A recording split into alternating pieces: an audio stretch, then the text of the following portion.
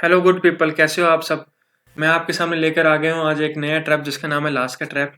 इस ट्रैप में काफ़ी सारे वेरिएशंस हैं और काफ़ी सारी ट्रिक्स हैं।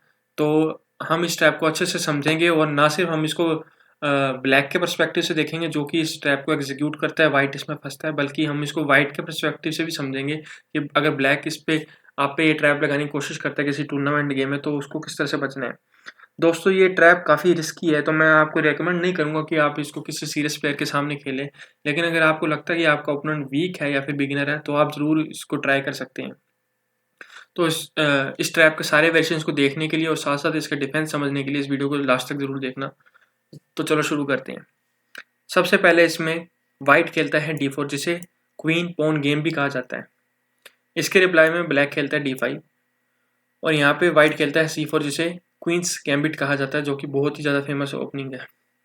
अब यहाँ पे हमें अपने ट्रैप का फर्स्ट मूव चूज करना है। बेसिकली यहाँ पे कई सारे मूव हैं ब्लैक के पास, जैसे कि C6, E6 या फिर डी टेक C4 भी है या फिर नाइट F6 भी है, लेकिन जो इसमें G6 भी है। लेकिन हमें इस ट्रैप को अगर एग्जीक्यूट करना तो यहाँ पे हमें चलना E5।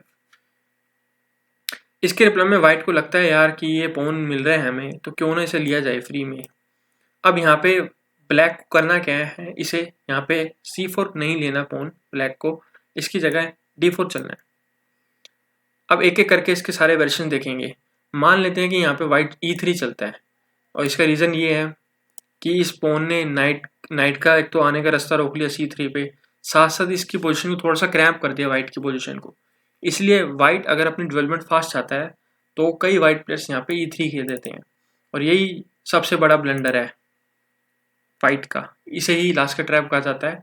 इसमें फंसने के बाद व्हाइट के बचने के चांसेस गेम में बहुत ही कम है और ब्लैक के जीतने के चांसेस बहुत ही ज़्यादा है।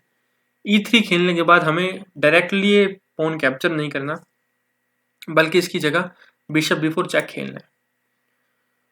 अब यहाँ पे चेक को रोकने के लिए मेनली व्हाइट के पास दो मूव है। पहले हम देखेंगे कि अगर वो बिशप D2 खेलता है तो क्या होता है, यही मेन मूव भी है। इसके रिप्लाई में हमें चलना है डी एक्सचेंज E3। अब यहाँ पे मेन मूव ये है कि हमने अपना बिशप को हैंगिंग छोड़ दिया, तो कई प्लेयर्स सोचते हैं कि चल भाई बिशप मिल रहा है तो क्यों ना इसे लिया जाए। अब इसने एक और ब्लंडर कर दिया, पहले एक ब्लंडर कर चुका था, दूसरा ब्लंडर और कर दिया। इसके रिप्लाई में हमें चलना है एक्सचेंज F2। किंग इस पॉन को कैप्चर नहीं कर सकता और इसका रीज़न ये है, किंग अगर इसको कैप्चर करेगा तो ऑब्वियसली हम इसकी क्वीन मार देंगे। तो अब यहाँ पे किंग कर क्या सकता है, किंग यहाँ पे सिर्फ E2 पे चल सकता है। इसके रिप्लाई में हम अपना पॉन से नाइट को कैप्चर करेंगे और साथ साथ अंडर प्रमोट करेंगे नाइट पे, जिससे कि इसको चेक लगे। अगर यहाँ पे हम क्वीन बनाएंगे मान लेते हैं, तो वाइट क्वीन से क्वीन एक्सचेंज कर लेगा और बाद में इस क्वीन को कैप्चर कर लेगा, जो कि एक इक्वल गेम है। इसलिए नाइट को अंडर प्रमोट करना बहुत ज़रूरी है कि और वाइट के पास यहाँ पे रास्ता नहीं है, क्योंकि अगर ये रूक से इस नाइट को कैप्चर करता है तो बिशप G4 चेक से हम इसकी क्वीन ले लेंगे, तो वाइट के पास रास्ता नहीं है, इसको पीछे जाना ही पड़ेगा।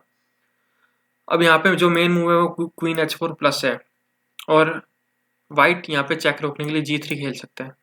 अगर वाइट यहाँ पे G3 खेलता है तो हमें क्वीन E4 खेल के इस रूक पे अटैक करना है। यहाँ पे वाइट किंग F2 खेलेगा चेक से बचने के लिए, क्वीन एक्सचेंज H1 यहाँ पे मेन मूव है, फिर queen D5, queen exchange H2, queen G2 और ब्लैक यहाँ पे जीत रहा है। अब एक एक करके इसके पीछे जाके देखते हैं कि दूसरे वर्जन्स देखते हैं। तो मान लेते हैं कि वाइट यहाँ पे G3 खेलने के बजाय किंग D2 खेलता है, तो क्या करेंगे। तो यहाँ पे ब्लैक नाइट C6 खेलेगा, इस बिशप पे अटैक करता है और साथ साथ इस स्क्वायर पे आ रहा है नाइट D4 स्क्वायर पे। यहाँ पे वाइट बिशप C3 खेलेगा, अपने बिशप को बचाएगा।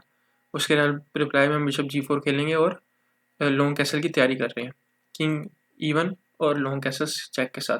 ब्लैक इस गेम में जीत रहा है। अब मान लेते हैं बिशप C3 नहीं खेलता नाइट C6 के बाद, बल्कि रूक एक्सचेंज G1 खेलता है, तो हम भी उसका एक पीस कैप्चर कर लेंगे जैसे उसने हमारा किया। इसके बाद ब्लैक का यहाँ पे जो मेन मूव है, वो वैसे तो ब्लैक के उसको कोई खास मूव बचे नहीं, लेकिन फिर भी वो किंग C1 खेल सकता है। उसके बाद हम बिशप F5 खेलेंगे, जिससे कि हम यहाँ पे H2 पे अटैक कर रहे हैं, F4 पे चेक दे रहे हैं, नाइट बाहर निकाल रहे हैं और रूक को गेम में ला रहे हैं। यहाँ पे वाइट की लगभग लूजिंग पोजीशन है। अब पीछे चल के देखते हैं जो वेरिएशन हमने नहीं देखे। यहाँ पे मेन जो चीज़ है वो ये है कि जब हमने डी एक्सचेंज E3 खेला था, वाइट यहाँ पे बिशप एक्सचेंज B4 के बजाय F एक्सचेंज E3 भी खेल सकता है। फिर हम क्वीन H4 चेक देंगे, वाइट यहाँ पे G3 खेलेगा चेक को रोकने के लिए। तो क्वीन E4 अटैक करते हुए रूप पे, पॉन पे भी, क्योंकि पॉन अनडिफेंडेड है बिकॉज ये बिशप पिन है। क्वीन F3 और क्वीन एक्सचेंज E5।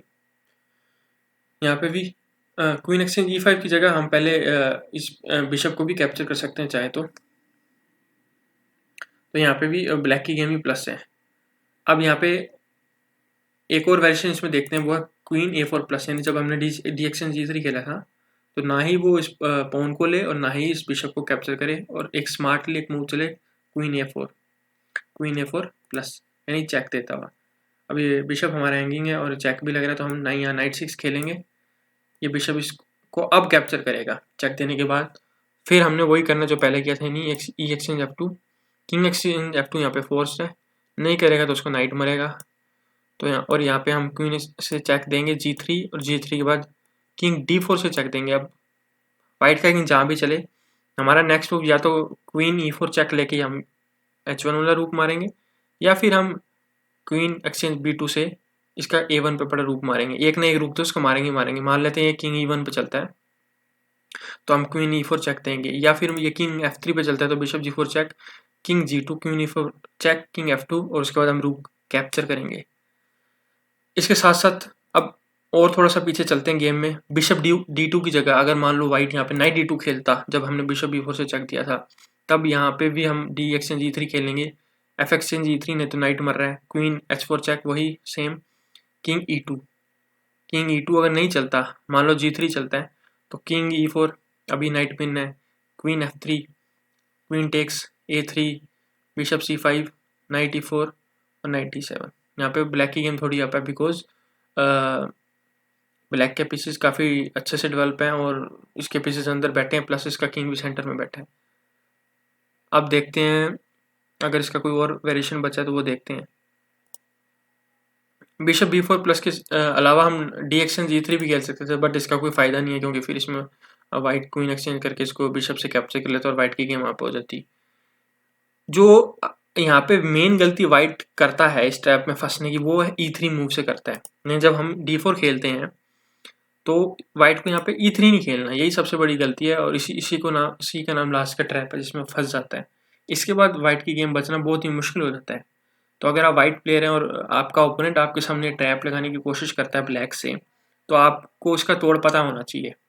कभी भी कोई भी ट्रैप सीखें तो पहले उसका तोड़ भी सीख लें, क्योंकि कल को अगर आप पे भी वो लगे या कल को ऐसे वेरिएशंस आ जाएं गेम में जो आपको याद ना हो, तो कम से कम आपको पता तो हो कि उसका कॉन्सेप्ट क्या है, उसमें क्या प्लस, क्या उससे बच सकते हैं, कैसे उससे नहीं बच सकते। तो अगर यहाँ पे वाइट E3 ना खेल के नाइट F3 खेले, थोड़ा सब्र करे, उसके बाद अपन नाइट C6 खेलेंगे ब्लैक, यानी स्पॉन को डिफेंड करते हुए। यहाँ पे वाइट का मेन मूव है A3 और यहाँ पे ब्लैक का मूव है A5। अगर A5 नहीं खेलता ब्लैक, मान लो कोई और मूव खेलता था जैसे कि नाइट G7, तो यहाँ फिर वाइट B4 खेल के बहुत ही ज़्यादा एडवांटेज में आ जाएगा। तो यहाँ पे वाइट ने A3 खेल के बिशप B4 चेक वाला जो सीन है वो ख़त्म कर दिया। अब यहाँ पे वो वाइट E3 खेलेगा और इसके बाद अब हम वो चेक नहीं दे सकते जो हमने पिछले वेरिएशन में किया था, जब उसने वाइट ने नाइट F3 और हमने नाइट C6 नहीं चला था। E3 के बाद अब bishop G4, bishop E2, D takes, bishop takes, और वाइट थोड़ा सा बेटर है। उसका रीज़न ये है कि उसके पीसेस अच्छे से डेवलप हैं और वो कैसल की तैयारी कर रहा है, साथ साथ वो इस वक्त एक पॉन अप भी है। तो मेन जो गलती करता है वो वाइट वहाँ पे E3 की करता है। तो ये था लास्ट का ट्रैप। दोस्तों, आपको अगर ये वीडियो पसंद आई तो चैनल को सब्सक्राइब जरूर करें और इस वीडियो को लाइक करें। कुछ सजेशन हो, कुछ सवाल हो तो कमेंट बॉक्स में ज़रूर लिखें कि क्या सजेशन है, ये क्या आपको इसमें समझ नहीं आया, अगर कुछ तो वो भी बताएं। दोस्तों, मैं आने वाले टाइम में और भी अच्छे ट्रैप लेकर आऊँगा, ऐसे ट्रैप जो और कहीं भी अवेलेबल नहीं है। तो अगर ये सारे अपडेट्स अगर आपको चाहिए ट्रैप्स के, ट्रिक्स के, चेस न्यूज़ के, चेस टैक्टिक्स के, तो इस चैनल को सब्सक्राइब करें और स्टे ट्यून्ड। Bye bye.